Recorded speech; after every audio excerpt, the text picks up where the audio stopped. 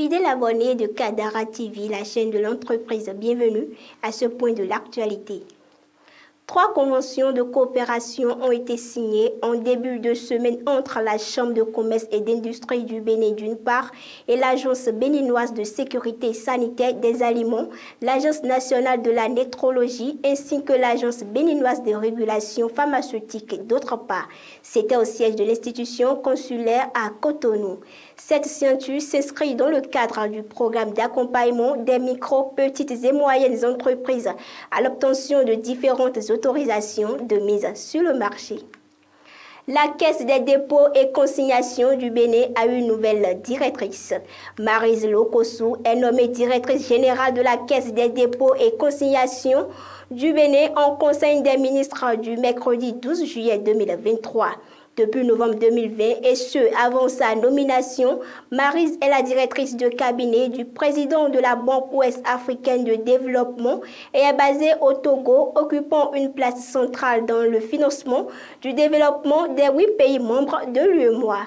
Notons que la Caisse des dépôts et consignations du Bénin est investie d'une mission d'intérêt général en appui aux politiques publiques conduites par l'État et les collectivités territoriales, notamment en matière de développement économique et social.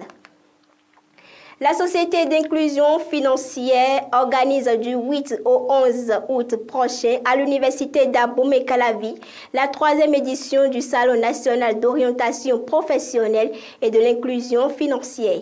Il faut noter que la touche d'innovation de cette année s'annonce avec la foi de l'emploi et a pour but de permettre aux participants jeunes diplômés ou détenteurs de savoir-faire d'effectuer des entretiens d'embauche sur place et d'avoir la chance d'être recrutés.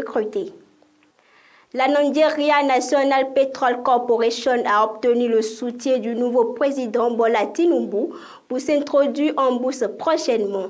L'annonce a été faite par le PDG de la compagnie pétrolière publique nigériane en début de semaine. Le Conseil mondial des investissements et des affaires de l'Afrique a signé avec l'Association des maires du Sénégal et l'Union des associations des élus locaux un accord de partenariat pour financer 8 projets d'une valeur de 890 milliards de francs CFA, soit 1,5 milliard de dollars en faveur des collectivités territoriales. C'était en week-end écoulé. Notons que l'accord est entre autres dans le cadre du Forum Investi in Sénégal qui s'est ouvert le 6 juillet dernier à Dakar.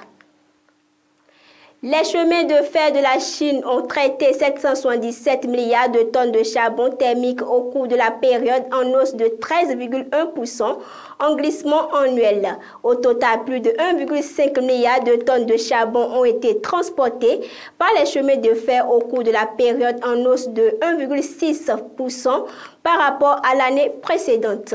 Le groupe ferroviaire a déclaré qu'il surveillerait de près la demande de transport de charbon des entreprises de production d'électricité afin d'assurer l'approvisionnement en énergie de cet été. Et ce sera tout, fidèles abonnés de Kadara TV pour le point de l'actualité de ce jour. Merci de nous avoir suivis. L'information économique continue sur Kadara TV, la chaîne de l'entreprise.